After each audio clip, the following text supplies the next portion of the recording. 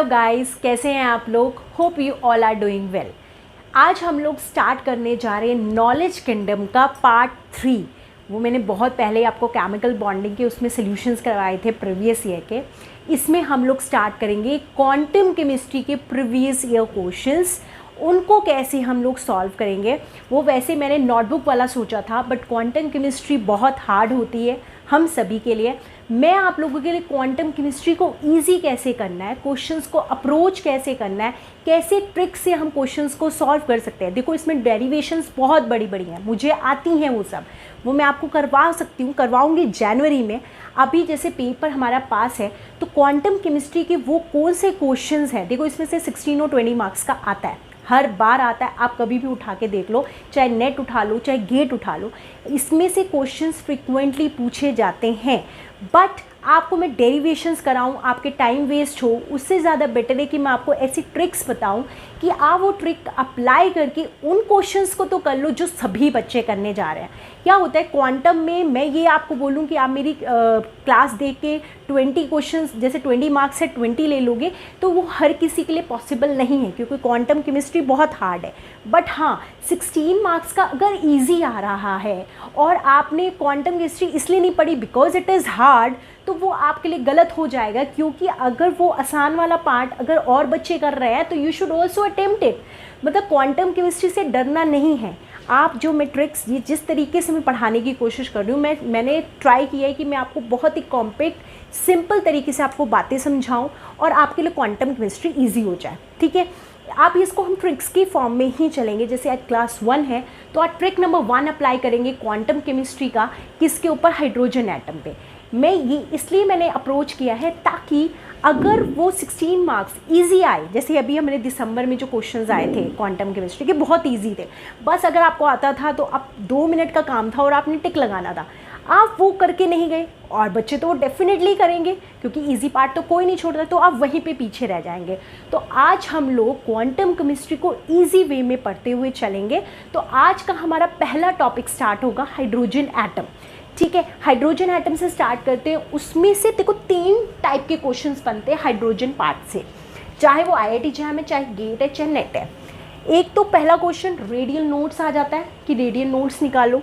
Second आता है radial wave plots आ जाते हैं, जिसमें से थोड़ा सा कम आता है पर आ सकता है। थर्ड बहुत इंपॉर्टेंट है, आता ही आता है, वैल्यू निकालनी होती है NLM की, ये क्वेश्चन। या फिर आपको ऑर्बिटल बतानी होती है कि 1s ऑर्बिटल है, 2s है, 2d है। आप दिसंबर का क्वेश्चन उठाएंगे, अगर दिसंबर का CSI या नेट का, तो उसमें इसी से रिलेटेड क्वेश्चन है।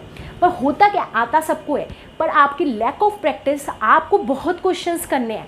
जब एक ही पार्ट के आप बहुत क्वेश्चंस करोगे तो आप कैसे रॉन्ग करोगे, क्योंकि हमेशा 2 ही ऑप्शंस में जाके अटकता है और वहीं पे हमारी मेरिट और डीमेरिट आ जाती है। ठीक है, चलो हम लोग स्टार्ट करते हैं। देखो हाइड्रोजन एटम, देखो बिल्कुल हम बहुत सारी सिंपल वे में बात करेंगे कि देखो हाइड्रोजन एटम क्या होता है। Hydrogen atom is H11।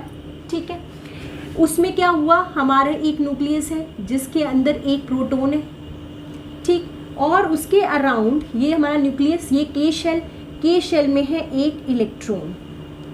ठीक है, जो एटॉमिक नंबर होता है उसी के अकॉर्डिंग नंबर ऑफ इलेक्ट्रॉन्स होते हैं, तो एक इलेक्ट्रॉन है। अब ये जो इलेक्ट्रॉन है, इसी इलेक्ट्रॉन पे पूरी केमिस्ट्री, क्वांटम केमिस्ट्री की जो है बेस्ड है कि जो ये इलेक्ट्रॉन है उसकी पोजीशन क्या है। पर हम लोग अपनी छोटी जूनियर क्लासेस में पढ़ते हैं कि इलेक्ट्रॉन का कौन सा नेचर होता है, वेव नेचर होता है। कौन सा नेचर होता है, वेव नेचर होता है। तो जिसका वेव नेचर होगा उसकी पोजीशन बताना डेफिनेटली कि ये यहाँ पे है, ये यहाँ लाई कर रहा है, वो बहुत मुश्किल होता है। तो पहला पॉइंट कि जब भी हम इलेक्ट्रॉन की पोजीशन की बात करते हैं तो हम उसको प्रेडिक्ट नहीं कर सकते। हमेशा हम बात करते हैं probability of finding electron, probability of finding electron, कि यहाँ हो सकता है। मतलब आप डेफिनेटली नहीं बता पाओगे कि यहाँ पे है, नो, प्रोबेबिलिटी बता सकते हो कि इलेक्ट्रॉन यहाँ हो सकता है, यहाँ हो सकता है, यहाँ हो सकता है, प्रोबेबिलिटी बता सकते हो, पहली बात। सेकेंडली, अगर मुझे इसी हाइड्रोजन एटम की एनर्जी निकालनी है कि हाइड्रोजन एटम की 1s ऑर्बिटल की आपकी एनर्जी क्या होगी, तो उसके लिए कोई ना कोई इक्वेशन मुझे चाहिए। जब मैं उस इक्वेशन को सॉल्व करूँगी तभी तो मुझे मिलेगा। तो वो हमें सबसे पहला हमने श्रोडिंगर ने हमें दी थी इक्वेशन, जिससे हम किसी भी वेव फंक्शन को सॉल्व करके, जो श्रोडिंगर ने साई दिया था उसकी जो इक्वेशन थी उसको सॉल्व करके हम एनर्जी पार्ट को निकाल सकते हैं।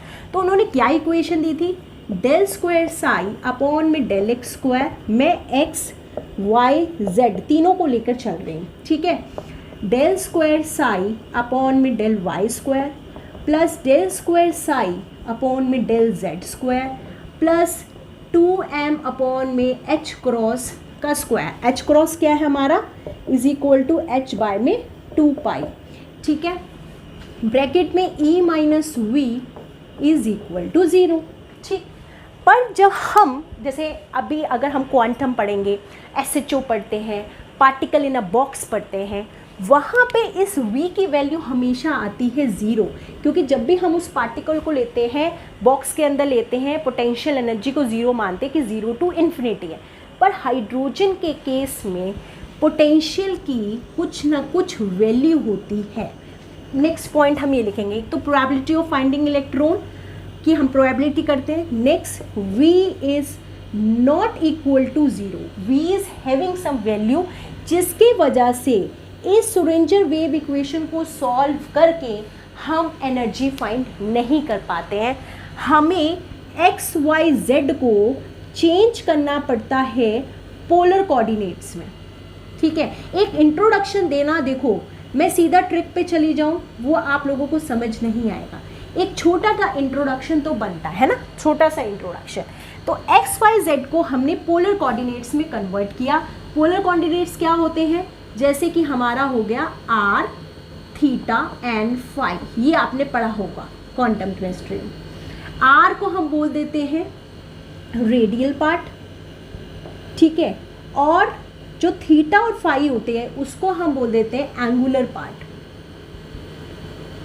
और इसी को हम बोल देते हैं स्फेरिकल हार्मोनिक्स, स्फेरिकल हार्मोनिक्स।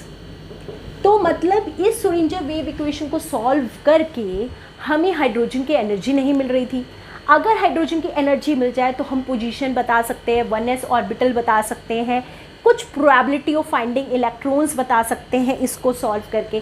तो इस इक्वेशन से तो हमें मिल नहीं रहा, तो वो इक्वेशन क्या है, वो वेव फंक्शन क्या है, ये क्या होता है, साई क्या होता है, वेव फंक्शन होता है, ठीक है। अब वो मूव करते कि मतलब इस पार्ट से तो हमें मिल नहीं रहा था, एक्स वाई जेड से हमें सोल्यूशन नहीं मिला, तो हमने एक्स वाई जेड को कन्वर्ट किया polar coordinates R, theta and phi, simple, ठीक है। अब वो इक्वेशन क्या है, आर, थीटा, फाई हमारा क्या है वो देखते हैं। देखो मतलब वेव, अब हम एक हेडिंग डालेंगे, what is the wave function of hydrogen atom, क्योंकि इससे श्रोडिंगर वेव इक्वेशन से हाइड्रोजन के लिए तो हम नहीं कर पा रहे हैं, ठीक है। तो अब हम डालेंगे, हम लोग अब डालेंगे wave function for hydrogen atom, wave function for hydrogen. अब देखो इसको मैंने सिंपल सा बनाने की कोशिश की है, wave function of hydrogen atom, ये हमारा हाइड्रोजन एटम। देखो क्या होता है, psi is equal to R, ठीक है, comma gamma theta comma phi. जो वेव फंक्शन होता है हाइड्रोजन एटम का, उसके अंदर दो पार्ट्स होते हैं जो अभी हमने लिखा है, एक होता है रेडियल पार्ट, एक होता है रेडियल पार्ट, एक होता है हमारा एंगुलर पार्ट, ठीक है, जिसको अभी मैंने स्फेरिकल हार्मोनिक्स भी लिखा था। अब इसी को और तरीके से क्या लिख सकते हैं, इसी को हम एक और तरीके से लिख सकते हैं, इसी को हम लिख सकते हैं R, small R, comma theta, देखो आपको ऐसा लिखा हुआ मिलेगा बुक में, ब्रैकेट थीटा कॉमा फाई जो है आपको इस तरीके से दिखेगा फाई, ठीक है। ये है एक और तरीके से। एक और तरीके से कैसे लिख सकते हैं, आर, ठीक है, मतलब ये जो वेव फंक्शन है। अब हम लोग एक और काम कर रहे हैं, ये हो गया रेडियल पार्ट, ये मेरा हो गया एंगुलर पार्ट, ठीक है। ये वेव फंक्शन को यहाँ पे लिखो साई n, m, l, ठीक है, या फिर r, थीटा, फाई। यहाँ पे r, थीटा और फाई की टर्म में लिखा था मैंने। अब मैं इसको n, m, l की फॉर्म में लिखूँगी, इज इक्वल टू r, ठीक है। यहाँ पे जो इस r से हमें मिलता है n, l, थीटा से हमें क्या मिलता है, थीटा से हमें वैल्यू मिलती है n और m और l की, ठीक है, फाई से हमें क्या मिल जाता है, सिर्फ फाई से हमें वैल्यू मिलती है m की, ठीक है। हम इसको इस फॉर्म में भी लिख सकते हैं, ठीक। अब क्वेश्चन आता है कि आपको सिर्फ एक रेडियल पार्ट दे दिया जाएगा, या हो सकता है पूरा का पूरा ये पूरा वेव फंक्शन दे दें, या हो सकता है कि सिर्फ इतना सा पार्ट दे दें और आपसे पूछ लें कि आप बताएं n, m, l की क्या वैल्यू है, या आपको बोलें कि आप बता दो ऑर्बिटल जो भी वेव फंक्शन लिखा हुआ है, जो भी वेव फंक्शन लिखा हुआ है उससे n की वैल्यू क्या आएगी, m की वैल्यू क्या आएगी, l की क्या वैल्यू आएगी, या ये वेव फंक्शन किस ऑर्बिटल का है, ये पूछा जा सकता है। तो अब हम सीधा मूव ऑन करेंगे क्वेश्चन की तरफ कि कैसे हमको अप्रोच करना है ऐसे क्वेश्चंस को। अभी तो मैंने सिर्फ एक इंट्रोडक्शन दिया कि ये चीज़ होती क्या है। ये हमारे को जो इस तरीके का लिखा हुआ मिल जाता है इतना डिफ़िकल्ट, वो आया कहाँ से, क्योंकि जो हाइड्रोजन का वेव फंक्शन होता है वो दो पार्ट्स में होता है। तो कभी कभी रेडियल पार्ट से क्वेश्चन पूछ लेते हैं, कभी कभी एंगुलर पार्ट से पूछ लेते हैं, और कभी कभी पूरी की पूरी इक्वेशन दे देते हैं और आपसे ये दो क्वेश्चंस पूछ लेते हैं। तो अब हम मूव ऑन करेंगे क्वेश्चंस की तरफ कि क्वेश्चन पे ये वाला पार्ट कैसे अप्लाई करना है, कैसे क्वेश्चंस को सॉल्व करना है, ठीक है। अब हम लोग स्टार्ट करते हैं अपने क्वेश्चंस करना। अभी हमने देखे दो part, radial part and the angular part. क्या होता है, रेडियल से भी आ जाता है, एंगुलर से भी आ जाता है, पूरा भी आ जाता है, पर हम पहले अलग अलग स्टडी करेंगे। पहले आज की क्लास से हम रेडियल पार्ट को ले रहे हैं, ठीक है, सिर्फ और सिर्फ रेडियल पार्ट को। रेडियल पार्ट से हम लोग फाइंड आउट कर सकते हैं किसकी वैल्यू, n की और l की। क्या रूल है, क्या ट्रिक है, वो अब स्टार्ट करते हैं। देखो, आपको पेपर में इस तरीके का कुछ फॉर्म लिखा हुआ आता है क्वेश्चन, ये हमें याद नहीं करना है, ये भी मुझे डिराइव करना आता है, पर उससे टाइम वेस्ट नहीं करना है। 2 घंटे की डेरिवेशन है ये लैंगुलर पॉलीमर क्या है, ये सब हमें क्वेश्चन को अप्रोच करना है, ठीक है। देखो होता क्या है, जो ये रेडियल पार्ट होता है, ऑब्वियस आर है रेडियल पार्ट, रेडियस, तो जहाँ भी आर लगा होगा मतलब वो फंक्शन वेरी कर रहा है, ठीक है, वो ही इम्पॉर्टेंट पार्ट है। तो अगर कोई पार्ट ऐसा मिले जिसमें आर नहीं है तो वो पार्ट हमारा क्या कहलाएगा, कांस्टेंट। तो यहाँ देखो आर नहीं है, तो इसको हम बोल देते हैं लैंगुलर पॉलीमर, और इसी को लैंगुलर कांस्टेंट भी बोलते हैं। तो ये भी वैल्यू हो गई हमारी कांस्टेंट, ठीक है। जो रेडियल पार्ट होता है, ठीक है, पहले हाइड्रोजन एटम था 2 पार्ट में, एंगुलर और रेडियल।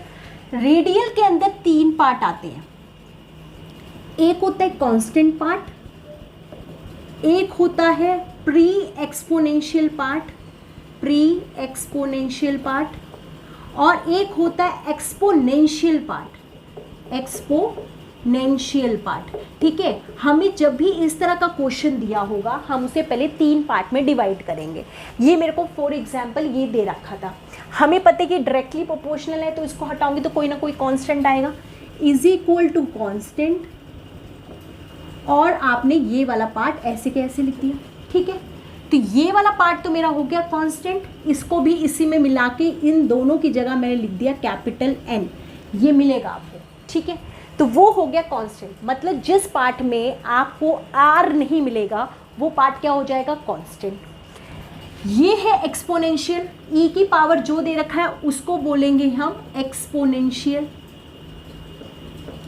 और जिसके अंदर एक्सपोनेंशियल को छोड़ के जिस पार्ट में आर गिवन होगा, मतलब आर के साथ जो भी बॉडी पार्ट होगा उसे बोलेंगे pre exponential factor. Pre exponential factor. तो जो हमें क्वेश्चन मिलेगा, देखो आर एन एल दे रखा है, मतलब रेडियल पार्ट दे रखा है, उसको मैं 3 में डिवाइड करूंगी, कांस्टेंट, प्री एक्सपोनेंशियल और एक्सपोनेंशियल पार्ट। कांस्टेंट, अगर आर जहां आपको नहीं दिखाई देगा उस पार्ट को क्या कह दोगे, कांस्टेंट। ई की पावर में जो होगा उसे क्या कह दोगे, एक्सपोनेंशियल। और उनको छोड़ के एक्सपोनेंशियल के अलावा जिस पार्ट में मुझे आर दिखाई देगा उसे मैं क्या कह दूंगी, प्री एक्सपोनेंशियल फैक्टर। ठीक है, नेक्स्ट, इस पार्ट का मुझे कुछ नहीं करना, ठीक है, मुझे मतलब है प्री एक्सपोनेंशियल पार्ट से और एक्सपोनेंशियल पार्ट से। ठीक है, एक्सपोनेंशियल पार्ट से जो भी एक्सपोनेंशियल पार्ट है ए नोट के साथ जो भी कोफिशिएंट लगाए, लिखो coefficient of A not in exponential part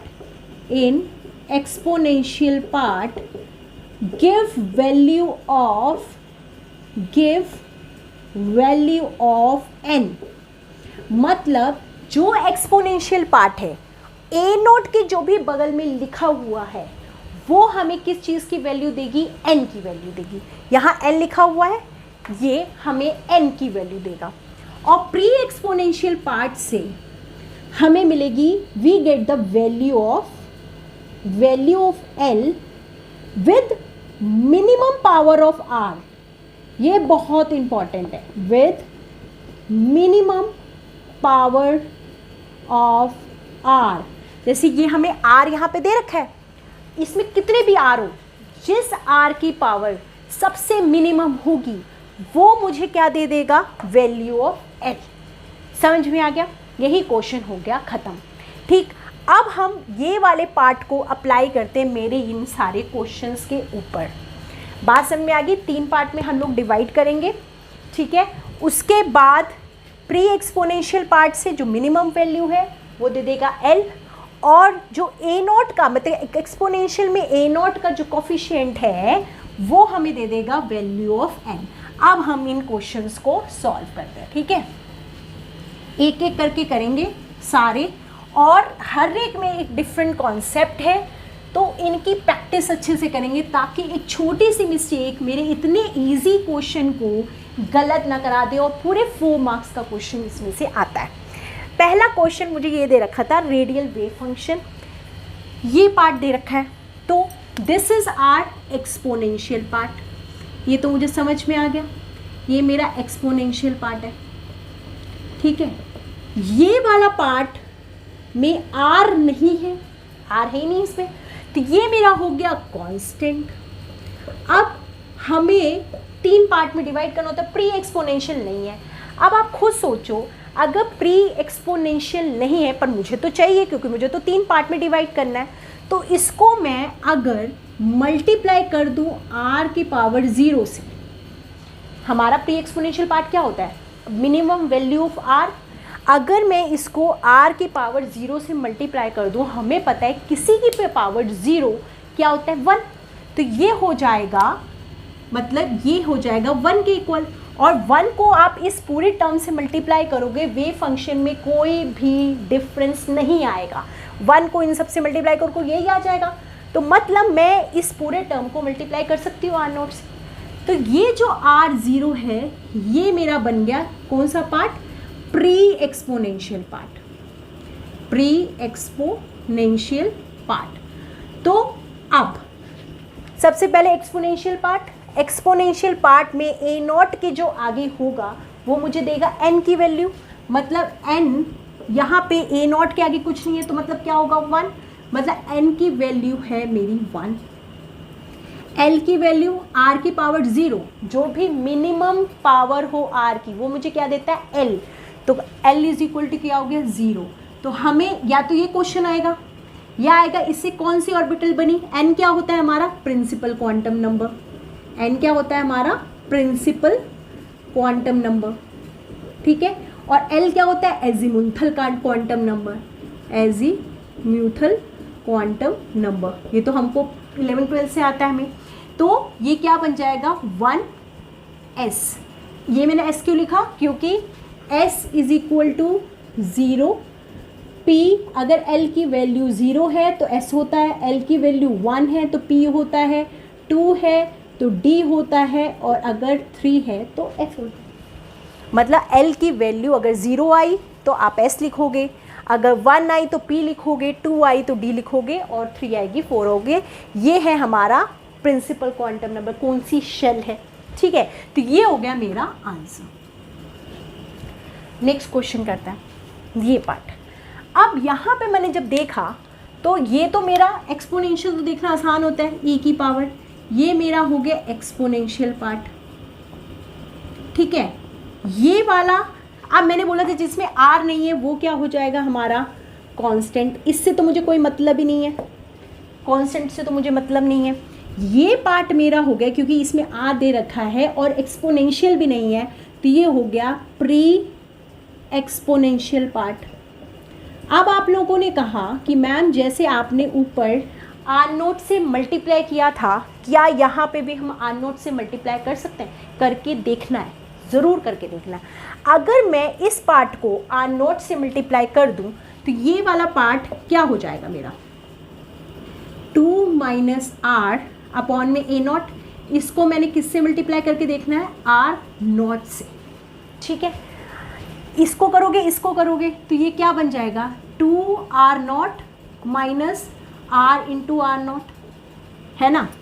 अब देखो 2 को आर नॉट से मल्टीप्लाई किया मैंने तो क्या आएगा, क्योंकि किसी की पावर 0 इज इक्वल टू 1, मतलब 2 इंटू 1 माइनस, इसको बेस सेम होती है तो पावर क्या हो जाती है, आपस में ऐड हो जाती है, मतलब आर 1 प्लस 0, तो ये हो जाएगा 2 माइनस आर पावर 1।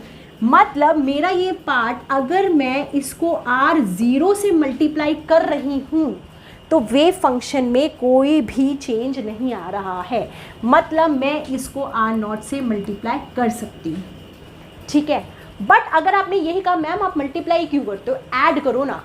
अगर मान लो मैंने इस पार्ट में एक तो हो गया मल्टीप्लाई कर सकते हैं, एक हो सकता है कि मैं इसमें आर नॉट को प्लस कर दूं, पर उससे मेरी पूरी इक्वेशन चेंज हो जाएगी, क्योंकि ये हो जाएगा 2 प्लस 1 प्लस आर, और ये वेव फंक्शन अलाउड नहीं है क्योंकि इससे मेरी पूरी इक्वेशन चेंज हो गई। 2 माइनस आर की जगह 2 प्लस 1 प्लस आर हो गया, तो ये मतलब मैं प्लस तो नहीं कर सकती, मल्टीप्लाई ही करके देख सकती। तो आपको मल्टीप्लाई ही ट्राई करना है कि मल्टीप्लाई करके देखो, ठीक है।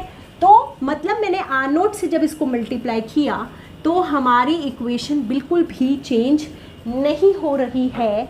तो अब हम इसको सॉल्व करते हैं। e की पावर जो भी एक्सपोनेंशियल के ए नॉट का कोफिशिएंट है वो हमें क्या दे देता है, वो हमें देता है n। तो n इज इक्वल टू क्या हो गया, 2 के आगे ए नॉट के आगे क्या है 2, तो n की वैल्यू होगी 2। l जो भी मिनिमम पावर है r की, r 0, तो मतलब l हो गया 0, तो आंसर हो जाएगा 2s। समझ में आ रहा है, ठीक है। नेक्स्ट क्वेश्चन करता, इसमें देखो डिवाइड करो इसी तरीके से, ये मेरा एक्सपोनेंशियल पार्ट, एक्सपोनेंशियल, बस आपको जल्दी जल्दी और अभी मैं समझा रही हूँ इसलिए टाइम लग रहा है, वरना 2 मिनट का काम है। अब इसमें देखो ये आर दे रखा है, तो ये क्या है pre exponential part, pre exponential part, और ये मेरा यहाँ पे कोई वैल्यू नहीं है तो ये है मेरा कांस्टेंट, इससे मुझे कोई मतलब नहीं है, तो प्री एक्सपोनेंशियल पार्ट, ठीक है। अब इस प्री एक्सपोनेंशियल पार्ट से ये वाला, तो यहाँ से मुझे क्या मिल जाएगा n is equal to 3, a naught की जो भी सामने कोफिशिएंट है वो मेरे को n की वैल्यू देगा। अब इसमें देखो वही करते हैं, अगर मैंने इसको r0 से मल्टीप्लाई कर दिया कोई चेंज नहीं आएगा, ये 1 हो जाएगा, ये 1 हो जाएगा, ये भी सेम का सेम ही रहना। तो मैंने इसको कर दिया, तो मेरी r की वैल्यू कौन सी इसमें मिनिमम है, r0, तो यहाँ पे भी बाई चांस क्या आ जाएगा एंड l की वैल्यू 0, तो आंसर हो जाएगा 3s। ठीक है, बात समझ में आ रही है।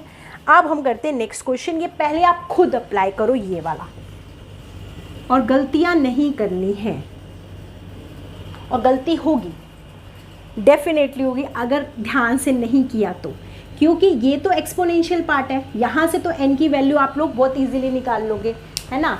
यहाँ से n की वैल्यू तो निकल जाएगी।